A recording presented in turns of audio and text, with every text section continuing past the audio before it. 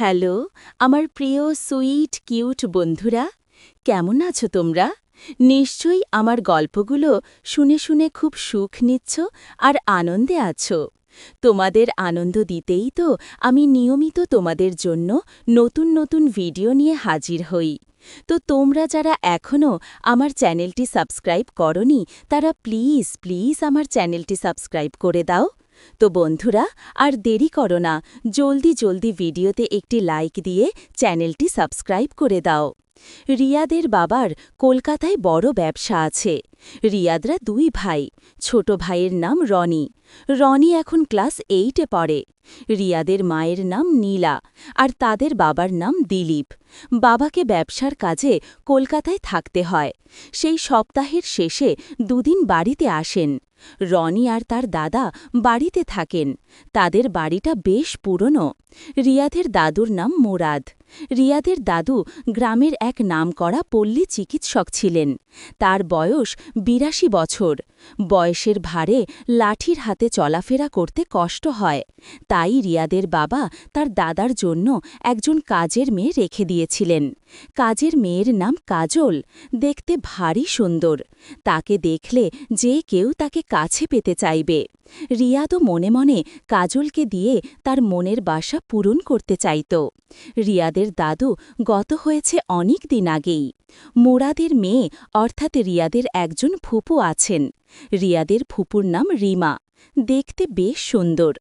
যে কোনো পুরুষ তার ভরা বাগান দেখতে পেলে পাগল হয়ে যাবে, কারণ তার ওই দুটো দেখতে এক কথায় অসাধারণ। বন্ধুরা, তোমাদের একটি সত্যি কথা বলি, আমার ওই দুটো কিন্তু রিয়াদের ফুপুর থেকেও অনেক সুন্দর। রিয়াদের ফুপুর এখনও বিয়ে হয়নি, তবে তার বিয়ের জন্য পাত্র দেখা হচ্ছে। রিয়াদের আবার আর একজন কাকা আছে, তার নাম অভিরাজ। তিনি নর্থ বেঙ্গালে বিয়ে করে ওখানে পরিবার নিয়ে থাকেন। ঈদের ছুটি ছাড়া তারা এখানে আসেন না, এজন্য রিয়াদের বাড়ি বেশ ফাঁকা থাকে। ওদের বাড়ি বিরাট প্রাচীর দিয়ে ঢাকা। রিয়াদের দাদার বিশাল আমের বাগান আছে। ওদের বাড়িতে একটা কুকুর আছে। রিয়াদ কুকুরটার নাম দিয়েছে রিয়ানা, তাই কুকুরটাকে বাড়ির সবাই রিয়ানা বলেই ডাকে। রিয়াদের মা নীলা বাড়ির সব কাজকর্ম খেয়াল রাখেন। ছেলেদের পড়াশোনা, তাদের টিউশনি, শ্বশুর মশাইয়ের সেবা যত্ন, মোট কথা এ বড় বাড়ির যাবতীয় সব কাজকর্ম সে নিজের হাতেই সামলায়। রিয়াদের বাবা খুব শান্ত স্বভাবের লোক। তার ব্যবসার রং চলছে। সে কখনো কারো ক্ষতি করে না, বরং উপকার করে। তার বয়স ৪৫-এর মতো হবে। গায়ের রং ফর্সা আর মাথায় পরিষ্কার টাক পড়েছে। রিয়াদের বাবা গ্র্যাজুয়েশন শেষ করে ব্যবসায় লেগে পড়ে। তারপর সে নিজের হাতেই ব্যবসাটা দাঁড় করান, কিন্তু এর জন্য সে তার স্ত্রী নীলাকে কৃতিত্ব দেন। রিয়াদের মা নীলা পরিশ্রমী মহিলা। সারাদিন বাড়ি নানা কাজ করেও তার স্বাস্থ্য অনেক ভালো। বাঙালি দুই বাচ্চা আর মেয়েদের যেমন একটু মেদ জমে, ঠিক তেমনি নীলারও একটু মেদ জমেছে। এতে নীলাকে শাড়ি পরলে আরও সুন্দর লাগে। নীলার বয়স এখন ৩৮ বছর।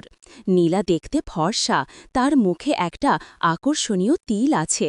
যখন তার বয়স ১৮, তখন সে উচ্চ মাধ্যমিক পরীক্ষায় পাশ করার পর সবই কলেজে ভর্তি হয়েছিল। তখনই রিয়াদের দাদা তার মাকে পছন্দ করে ছেলের বউ করে আনে। তারপর সংসারে কাজ করতে করতে আর পড়াশোনা এগোয়নি। নীলার বাড়িতে নীলা নাইটি কিংবা শাড়ি পরিয়েও বাইরে কেবল শাড়ি পরেই বের হয়। তার পেটে হালকা মেদ জমলেও তাকে কোনো রকম মোটা দেখা যেত না, বরং দেখতে আরও আবেদনময়ী রাখত। রিয়াদের মা নীলা রিয়াদের দাদার একমাত্র ভরসা, কারণ রিয়াদের মা তার দাদার সব কিছুর খেয়াল রাখত। রিয়াদের মা তার শ্বশুর মশাইকে নিজের বাবা হিসেবেই দেখত। যাই হোক, একদিন রিয়াদ তার ভাই রনি বাগানে খেলা করছিল। ওইদিকে নীলা হাঁটু পর্যন্ত কাপড় তুলে কাপড় ধুচ্ছিল। সাবানের ফ্যান লেগেছে তার গলায়, তার শরীরের অন্যান্য স্থানেও। তার হাতের চুড়ির শব্দ কাপড় কাচার সঙ্গে তাল দিচ্ছে।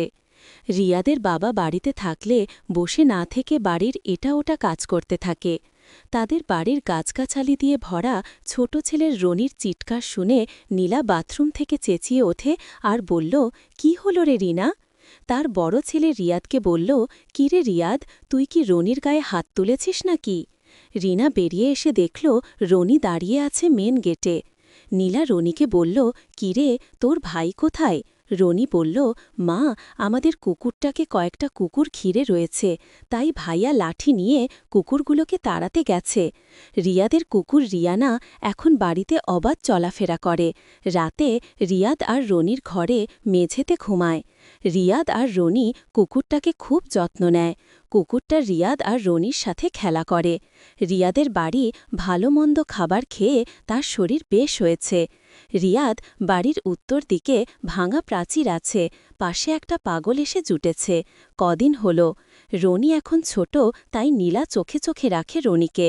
হ্যাঁ, কিন্তু রিয়াদ স্কুল থেকে ফেরার সময় ওই পাগলটা যেখানে থাকে সেখানে তাকিয়ে দেখে। পাগলটার আচরণ সব লক্ষ্য করে। রিয়াদ দুপুরবেলা ছুটির দিনে বাড়িটা খাখা করে।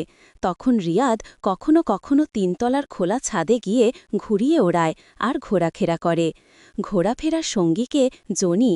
একদিন দুপুরে ভাত খাবার পর সে বুকসেলফ থেকে একটি ডিটেকটিভ গল্পের বই পড়ছিল। সেখানে একটা কুকুর গোয়েন্দার সঙ্গী হয়ে কত কি কাজ করেছে তা নিয়ে লেখা ছিল। রিয়াদ মনে মনে কল্পনা করে যে সে ডিটেকটিভ হবে আর রিয়ানা হবে তার অ্যাসিস্ট্যান্ট। দুপুরবেলা বাড়ির কাজকর্ম সেরে নীলা একটু বিশ্রাম নেয়। রনি দুপুরে মায়ের কাছে ঘুমানোর অভ্যাস।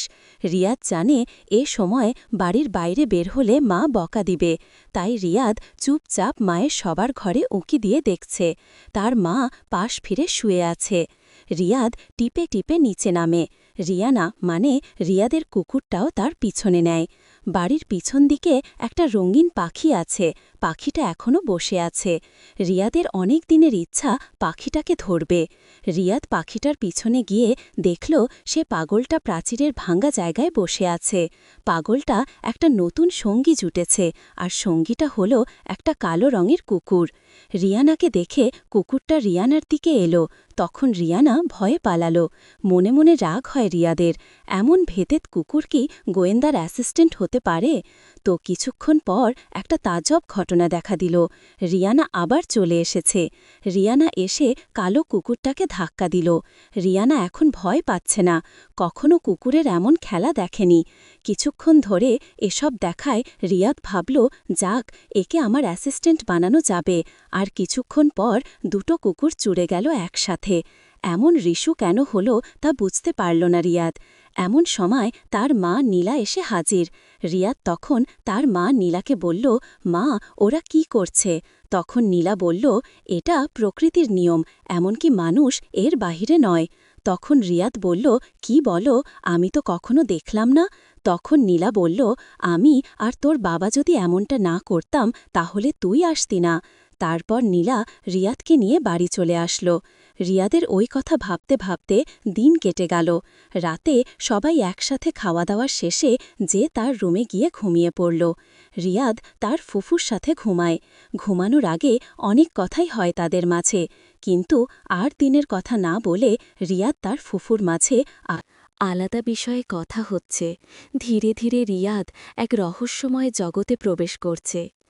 এর মধ্যে রিয়াদ হঠাৎ তার ফুফুকে জিজ্ঞেস করল, তার ওটার মাঝে মাঝে শক্ত হয়ে যায় কেন? এটা শুনে রিয়াদের ফুফুকে যখন চুপ থেকে বলল, এটা একটা আলাদা প্রভাব যা আমাদের মনকে শান্তি দেয়, আমাদের নিজের চাহিদা পূরণ করতে সাহায্য করে। এভাবে গল্প করতে করতে অনেক সময় কেটে যায়। এর মধ্যে হঠাৎ এক দারুণ শব্দে বাহির থেকে ভেসে আসছে। দুজনে চুপচাপ কিছুক্ষণ শুনতে থাকে। রিয়াদের ফুফু সহজে বুঝতে পারে কিসের শব্দ হচ্ছে। তারপর আজকে তার মা যা বলল সেটা তার ফুফুকে বলল। তখন ফুফু বলল, তোর মা আর বাবা এমনটাই করছে। কুকুর দুটো যা করছিল সেটাই তখন রিয়াদের ফুফু বলল, আজ আমি তোকে ভালো করে বুঝিয়ে দেব।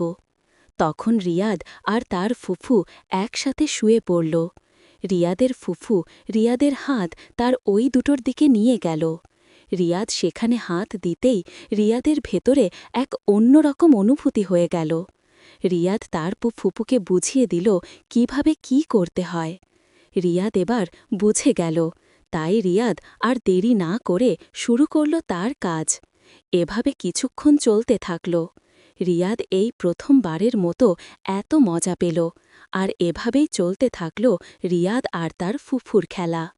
তো বন্ধুরা, আজকের গল্পটি তোমাদের কাছে কেমন লাগলো ফেসবুকে মেসেজ করে আমাকে জানিয়ে দিও। আর আমার চ্যানেলের অন্যান্য গল্পগুলো শুনে এসো। আর অবশ্যই ভিডিওতে একটি লাইক দিয়ে চ্যানেলটি সাবস্ক্রাইব করে দিও। প্লিজ তোমরা সবাই অনেক অনেক ভালো থেকো, আর নিয়মিত আমার গল্পগুলো শুনবে কিন্তু। আমি নিয়মিত তোমাদের জন্য মজার গল্প নিয়ে আসব। আর ফেসবুকে আমার সাথে আড্ডা দিতে জলদি ডেসক্রিপশনে দেওয়া লিংক থেকে ফেসবুকে আমাকে মেসেজ দাও। বাই।